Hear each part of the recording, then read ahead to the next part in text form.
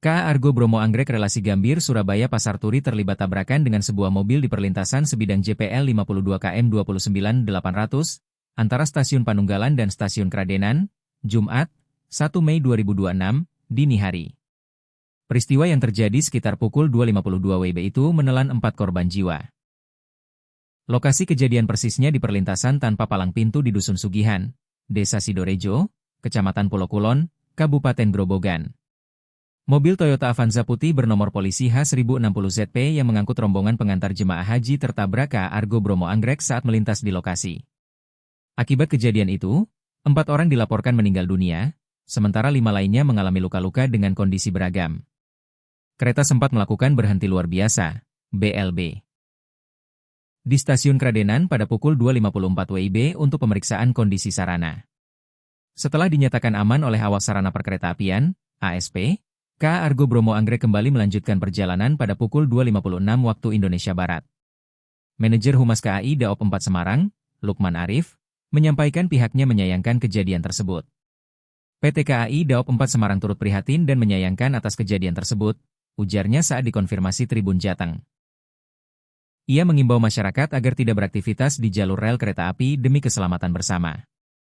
Menurutnya, hal tersebut telah diatur dalam Undang-Undang Nomor 23 Tahun 2007 tentang Perkeretaapian, yang melarang setiap orang berada di ruang manfaat jalur kereta api maupun melakukan aktivitas lain di atas rel. KAI Daop 4 Semarang, lanjut dia, akan terus menggencarkan sosialisasi keselamatan, baik secara internal maupun kepada masyarakat, sebagai langkah preventif untuk menekan angka kecelakaan di perlintasan sebidang. Mobil Avanza ketabrak kereta api mengantarkan jamaah haji dari Desa Sidorejo menuju ke Tuko, dihantam kereta api.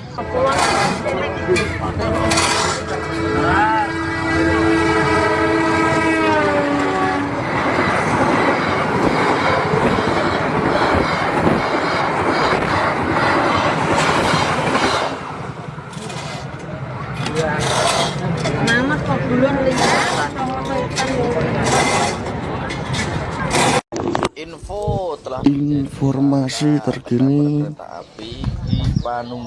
kecelakaan kereta api nyempret mobil dan mobilnya masuk ke bawah atau jurang. Diduga pengemudi rombongan pengantar haji.